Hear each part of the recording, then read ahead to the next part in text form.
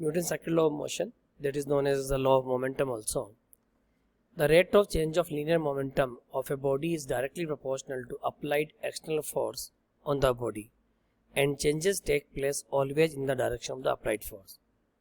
अब आपको डाउट आ रहा है एक्सटर्नल फोर्स क्या होता है, इंटरनल फोर्स क्या होता है. Just think one phenomena. If this is a car, you are sitting in the car and you apply the force on the car, that force is known as the internal force. And similarly, when you stand outside the car and you apply the force, that force is known as the external force. अब यहाँ पे आप देखो the rate of change of linear momentum. मैंने आपको समझा रखा है जब भी कहीं पर रेट लिखा आ जाए 9th क्लास में बाय डिफॉल्ट अगली क्वांटिटी किससे डिवाइड होगी, टाइम से डिवाइड होगी. तो the rate of change of linear momentum यानी चेंज of linear momentum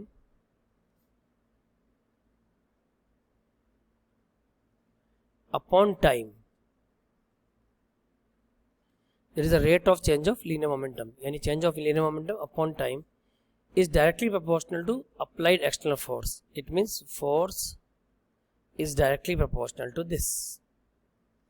अब देखो अगर एक बॉडी का मास है m, उसकी इनिशियल वेलोसिटी है u, after some time t, body velocity changes to v and time taken for this journey is t. Then we can say force की जगह क्या लिखोगे आप, F is proportional to change in linear momentum means final momentum minus initial momentum. तो final mass into velocity minus initial mass into velocity upon time t. अब यहाँ से आप क्या कर सकते हो, next step F is proportional to m common ले लो, v minus u upon t. And what is the value of the v minus u upon t? That is acceleration. So F is proportional to mass into acceleration. जब भी proportional जाता है physics में constant आता है, तो हमने proportional हटा के इक्वल टू लगा दिया और उस कांस्टेंट को हमने k लिख दिया. F equal to k m into a. The value of the k is 1. So F is given by mass into acceleration. All of you have to learn this formula, F equal to m into a, or you can say force equal to mass into acceleration. We have derived F equal to ma. इस equation से I hope you can easily write F equal to ma है यानी कि ma equal to F हो गया. अब मुझे a की वैल्यू लिखनी है तो m को मैं डिनोमिनेटर में लेके जाऊंगा. It will be F by m which is written here a equal to F by m.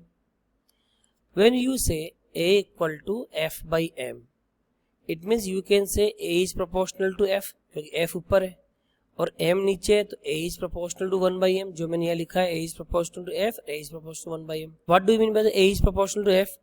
इसका मतलब एक्सेलरेशन डिपेंड करता है फोर्स पे डायरेक्टली, यानी फोर्स बढ़ाओगे तो बॉडी का एक्सेलरेशन बढ़ेगा, यानी acceleration produce in a body is directly proportional to force acting on it. And a is proportional to 1 by m. दो ऑब्जेक्ट है, एक 1 किलोग्राम का, एक 100 किलोग्राम का. दोनों पर अगर आपने सेम फोर्स F लगाया तो 1 किलोग्राम का ज्यादा एक्सेलरेशन होगा क्योंकि हल्का है.